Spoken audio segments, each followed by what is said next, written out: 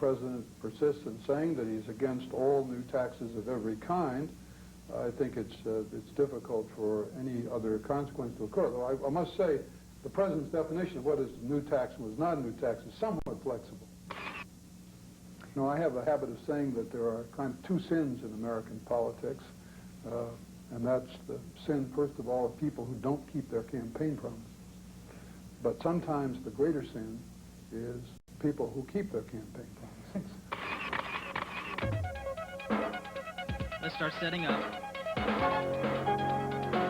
Hey, camera, tilt down. Hey, camera, give me a wide shot. All right, let's get the panelist mic. We need to touch up on makeup on the panelists. I need more light on the panel. Okay, let's get our sound check for the guests, please. Sound. This is Senator John Glenn. Hello, my name is George Will. This is Don Reagan, former Chief of Staff to the President. My name is Rupert Murdoch. I'm Thomas Foley. I'm this week's guest on American Focus.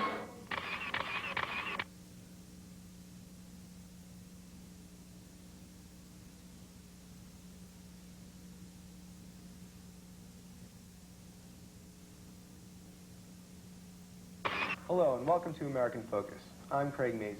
Our guest this week is Thomas Foley, Speaker of the House of Representatives of the United States. Tip O'Neill has described Thomas Foley as a man who always sees the third side of every issue. Most Senate and House leaders would probably agree. Cautious, pragmatic, and conciliatory are the three words most often used to describe the current Speaker. In June of last year, Foley's cautionary style brought a welcome sigh of relief to the House after the controversial resignation of Jim Wright. A Democratic representative from Spokane, Washington, Foley entered Congress in 1964 at the urging of Senator Henry Scoop Jackson. He rose gradually through the congressional ranks, becoming House Majority Whip, Majority Leader, and finally, Speaker of the House. Foley has most recently devoted his efforts to the passage of a comprehensive child care bill in the House. Speaker Foley, it's a pleasure to have you with us today on American Focus. Thank you. Pleasure to be here. The Senate has finally passed the new Clean Air Bill after weeks of heavy debate. Do you think that the bill faces a similar tough battle in the House? Well, the Committee on Energy and Commerce has just concluded the reporting, ordering the bill reported, and we expect to have it on the floor sometime shortly after the Easter recess, sometime in late this month of April or early May. I'm convinced it will be passed in the House by a very large majority. There will be a conference. I think that conference will tend to strengthen aspects of both bills, and notwithstanding some threats of veto from the White House, I believe President Bush will sign this bill. It will become a landmark environmental bill and a very important credit to this Congress and to the determination of the country to have cleaner air standards. This bill will cost American industry an estimated $20 billion additional dollars per year. How will this affect the economy? Well, I don't think it's going to have an effect on the economy that will be crippling or damaging. There are other aspects to costs in the country. We pay a very substantial cost in terms of health because of poor air quality standards. We pay costs in terms of productivity. We pay costs that are as real as the costs of making adjustments with industrial scrubbers and other things that will have to be done to improve the air quality of the country. And I'm not concerned that the American industry is unable to bear these costs, or the American people are unwilling to shoulder them. Ultimately, it's a cost to the consumer, but I think it's well worth the cost. In his 1988 campaign, President Bush made his famous pledge, "Read my lips, no new taxes." Despite his promise, do you feel new taxes are inevitable?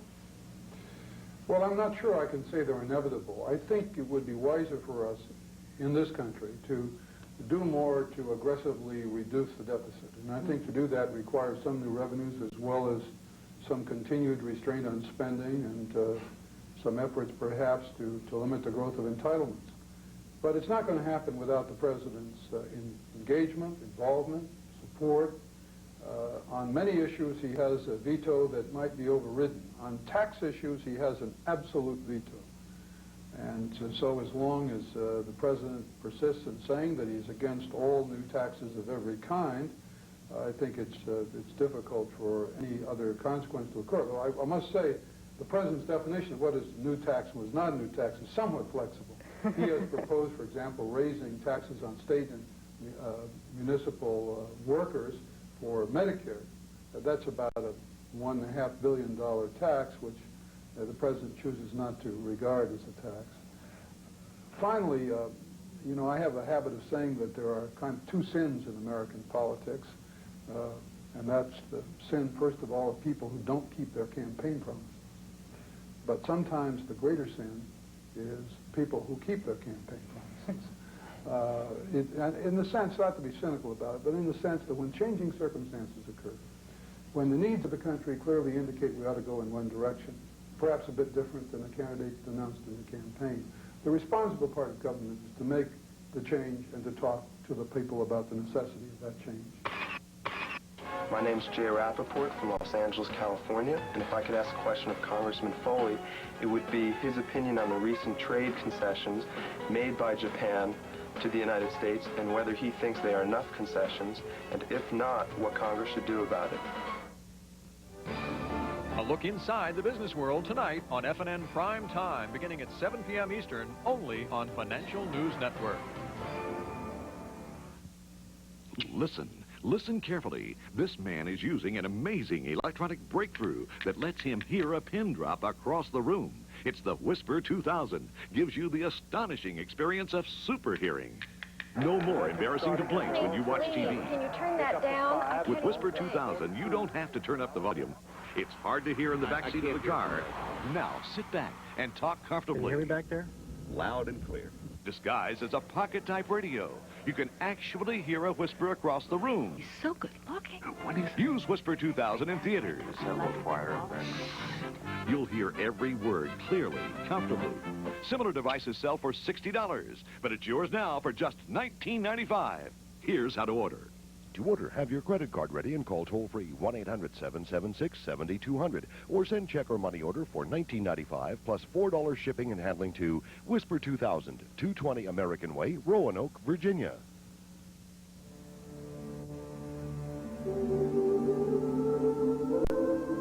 One airline has had the best record for on-time dependability for as long as records have been kept. American Airlines. And when an airline runs on time, it tells you that schedules are reliable. That we ought to have the same opportunities to sell and to invest in other countries that those countries have in this nation. We are an open market, perhaps as open as any in the world.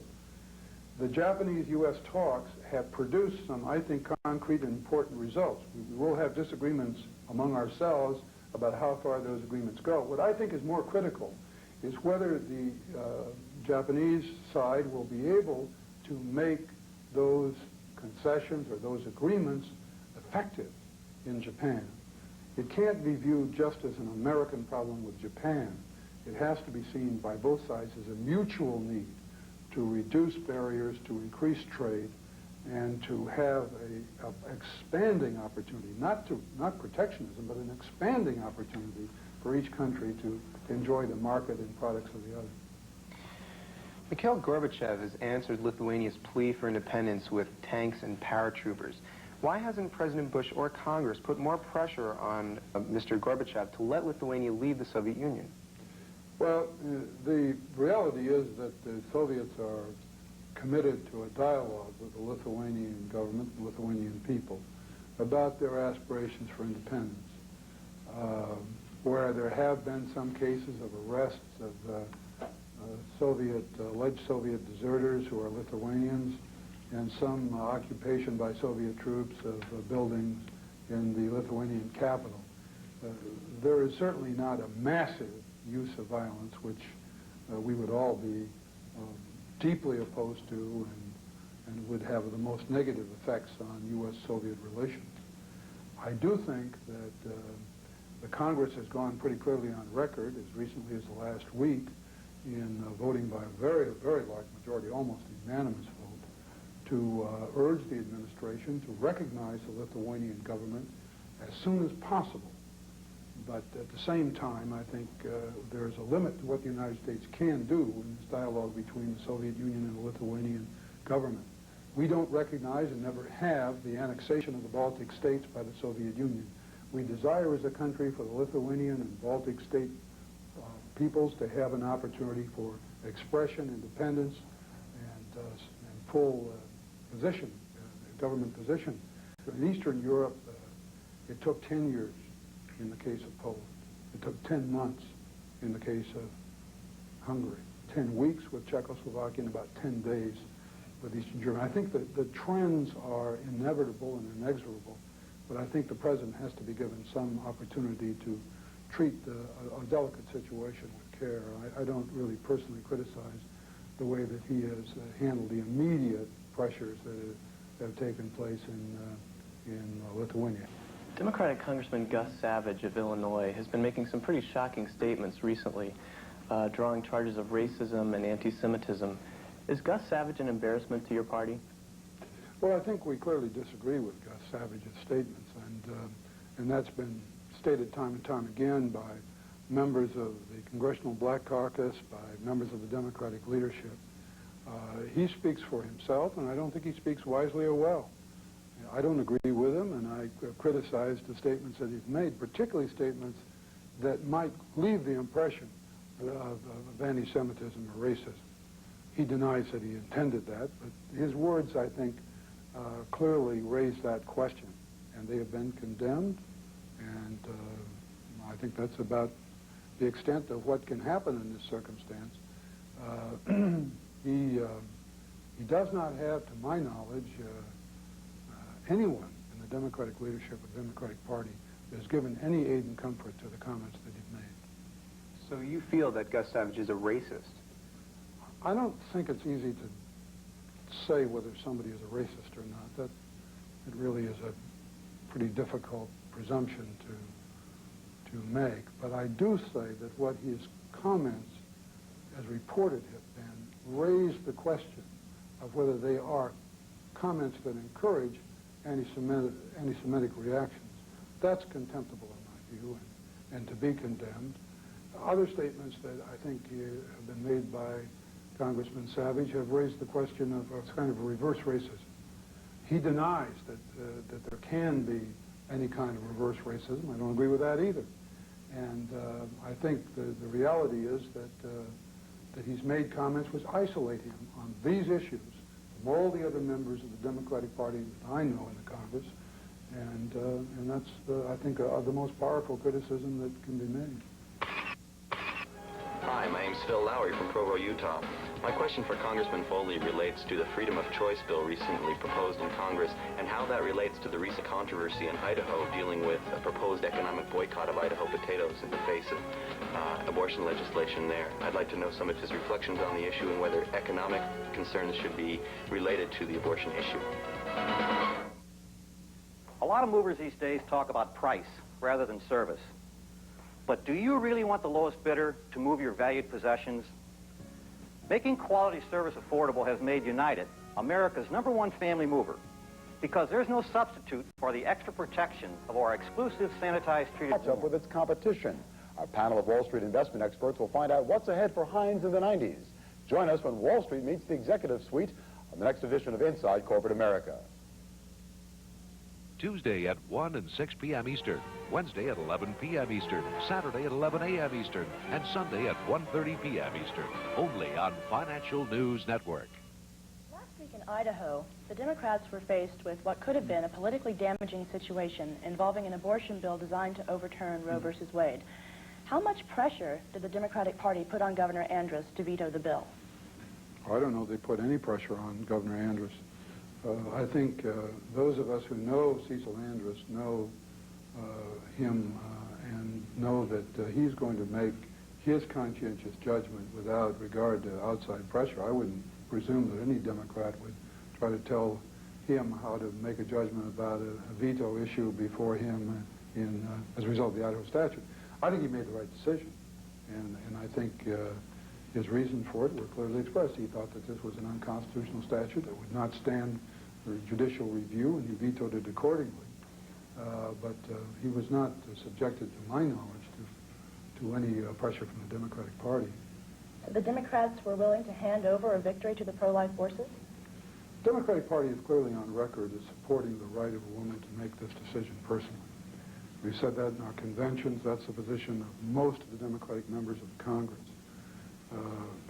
But this was a matter for the decision of the governor of Idaho. We don't share in that decision. He had the constitutional power and responsibility to make the decision. And again, I agree with this decision. But it wasn't something that would have been improved or encouraged by outside pressure. I know Cecil Andrews. I've known him for a long time. He's a tremendously able and courageous person. And he's going to take this responsibility on his shoulders as he's been elected to do by the people of Idaho. And it would have been absolutely futile and useless for outside forces of any kind to try and present some kind of political pressure to him. Arguments, encouragement are one thing, but any kind of pressure, I think, would have been, as the word is around here, counterproductive. And to my knowledge, no one attempted it. In the face of the president's 73% approval rating, virtually all the Democratic attempts to criticize him have fallen to deaf ears. Don't the Democrats feel like they're spitting into the wind? No. I think the president is popular. There's no doubt about that. He's liked by people in the country, and I don't think there's anything wrong with that. I mean, if you had your choice between having a president popular or unpopular, I guess you'd probably say it's better for the country if you have a popular president. Also, I think Mrs. Bush is genuinely very popular in the country. And again, it's a wonderful thing for the president, first lady of the country to enjoy the confidence of their fellow citizens. It is not, however, a popularity which has translated to the Republican Party. If you look at political polling, it's rather remarkable that these very high levels of presidential popularity haven't translated to increase the number of Americans who consider themselves Republican, nor do they get translated into support for the president's programs. Remember when the president vetoed a bill to guarantee Chinese students protection from deportation? That was sustained in the Senate narrowly, because all it takes is, of course, 1/3 of each body to sustain a veto. But in the House, the president's veto was overridden by an enormous majority. Overwhelmingly, the Republican members of the House voted to override the president's veto, as well as the Democrats. It's not a case where this personal popularity is translating either to support for the president's programs or positions, or is increasing or benefiting the Republican Party, which he heads. It's very personal with him, and I think that's as far as it goes. But in terms of the press, when the president can get a piece on the evening news about not eating broccoli, how can the Congress, given being up against that, how can they seize the initiative and get covered as well? Well, we don't get covered as well as the president. That's what Teddy Roosevelt said about the bully pulpit. That's always going to be true, perhaps more in terms of the television radio age than before. But we all had rushed in and were interviewed, some of us, about broccoli. I like broccoli, and I said so. Mrs. Bush liked broccoli, and she said so. It really was a kind of a lighthearted, it's really hardly a very important issue of whether we have a pro-broccoli policy by the president or not. And I think the issue finally sort of died of its own weight. The president's, if I come back to this, the president's personal character and manner are generally popular in the country, but I don't think that the Democrats feel disadvantaged by that in terms of policy positions that we take. We are moving, for example, on a child care bill that was mentioned earlier. That's drawn some threats of veto. We're not going to be concerned, but we're not going to be inhibited by threats of a veto. Same thing is true of clean air. We're going to have a powerful clean air bill. I think the president will sign both of those bills eventually. But in any case, I think the American people support a strong child care bill and a strong clean air bill, and the president's opposition, if it comes to that, to those bills, will not be effective in stopping their eventual enactment.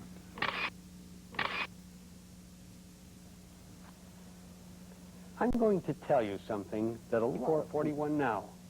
You are in the best position right now to start taking control of your financial future. Call 1-800-222-4441 now.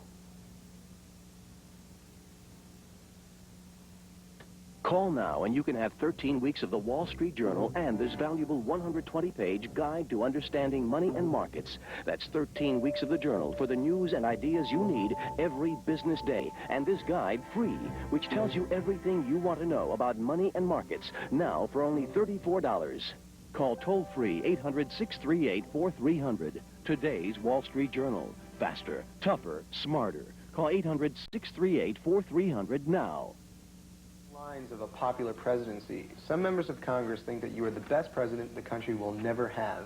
What do you think of that? Well, they'll never have one. I agree with that. I don't have the ambition to be president. It's a very kind comment. I appreciate it. But my political career has been focused on the House of Representatives. That's where I've tried to serve, and I hope to continue to serve. And I have great admiration for people who run for president, who seek the office. But it's not the direction of my ambition. It's always kind of nice to have somebody say something pleasant in that direction. We're going to have, however, in 1992, a strong Democratic candidate. I don't know who that is yet, but I think we're going to have a very competitive race. In the meantime, the country expects, I think, that those of us in the Congress and in the executive branch work to try to address the problems of the country. The position of Speaker of the House has often been one of prominence and historical importance. Is there one speaker that you especially admire? Well, I think I've known 4 speakers. I've served with 4 speakers: John McCormick, Carl Albert, Tip O'Neill, and Jim Wright. And I admire all of them. They are different people, as I am a different person. They have different strengths, different capacities.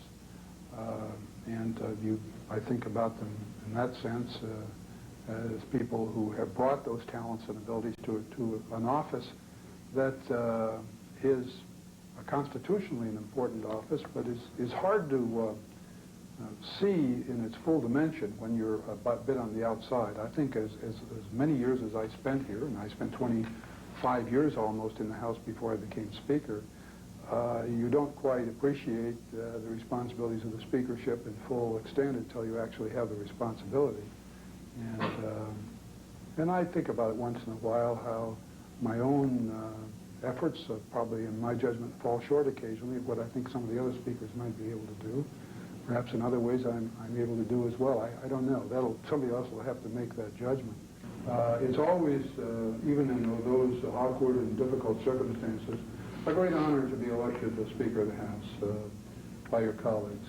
Mr. Speaker, thank you very much for being our guest this week on American Focus. Pleasure. Thank you.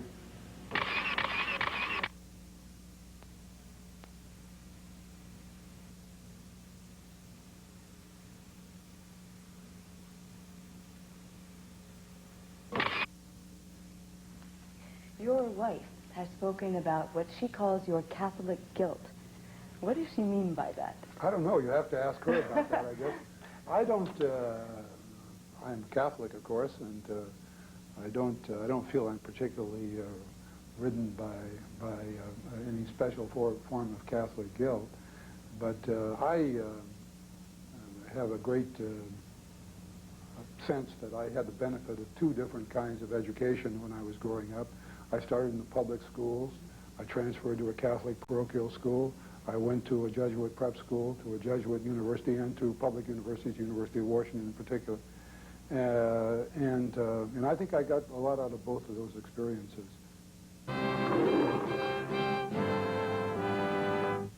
Celebration. On February 23rd, 1989. Against Iraq. Yemen and Cuba abstained. By week's end, Iraq had literally pulled the plug at Western embassies in Kuwait, cutting off water, power, and telephone service at diplomatic missions that defied an earlier order to leave. Baghdad stripped all Western diplomats of their immunity and surrounded the missions with Iraqi troops. The U.S. and several other missions refused to be intimidated, cutting embassy staffs to the bone and ordering personnel to keep the flags flying. For the Week in Review, I'm David French in Washington. Iraq's invasion of Kuwait trapped thousands of non-Kuwaitis inside the country and prevented others from returning home. Some were vacationing, others conducting business, and many lived in Kuwait on a visitor or permanent residence basis. Since the invasion began, thousands of people have fled the country for Saudi Arabia, Turkey, and the United Arab Emirates. This week, the exodus became so crushing, Jordan temporarily closed its border to the refugees, and Turkey threatened to follow suit. When the first Iraqi tank rolled inside Kuwait, thousands of non-residents knew it was time to leave.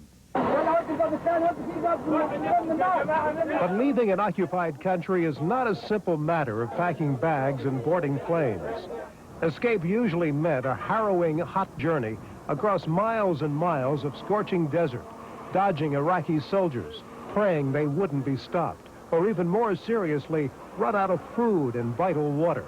One Egyptian man, his wife, and 5 children spent 12 hours in the desert after their cars got stuck in the sand. Just imagine with all these kids were stuck in the desert in a heat of around 60 degrees centigrade. We don't know where to go.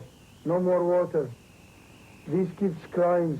My wife kept crying. She said, "We're dead. No more. Khalas, finish. We're dead."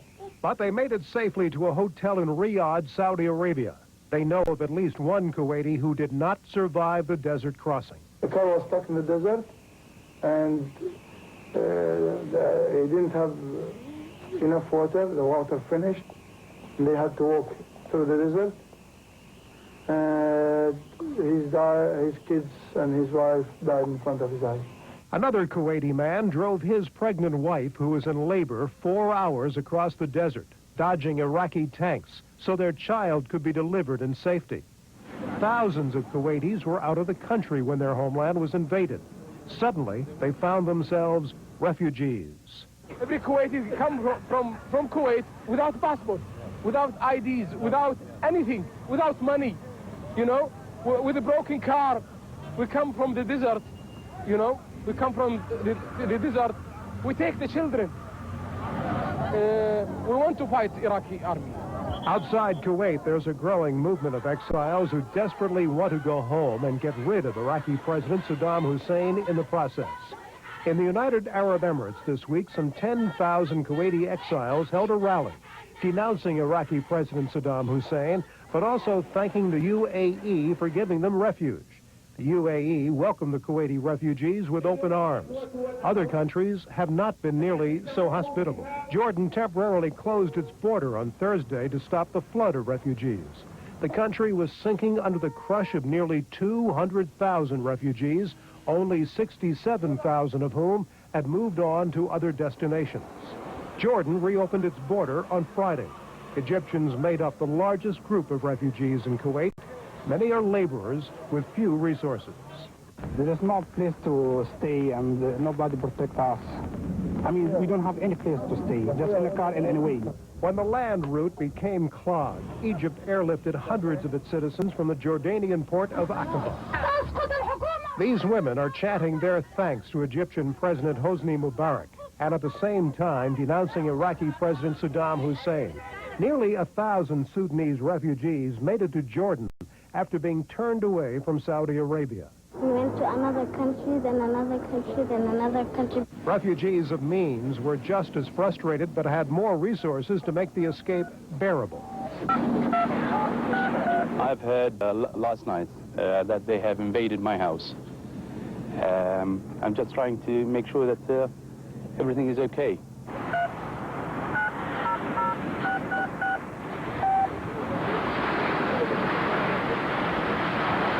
No chance. Many Westerners decided to leave when it became clear Iraq might try to hold them there. When they said they were going to move people to the hotels, then we got visions of concentration camps, really, and that forced us to make the move. In Washington, the State Department warned Americans to stay put, or at least to be careful. Anyone thinking about an overland journey out of Kuwait should plan their route carefully and be aware that Iraqi forces are under orders to stop and take into custody anyone identified as an American citizen. Many successful escapes were made by Americans and Europeans disguised as Arabs. From a distance, you look like you're in a good disguise, but up close, you have light skin and light eyes. Were you challenged at all?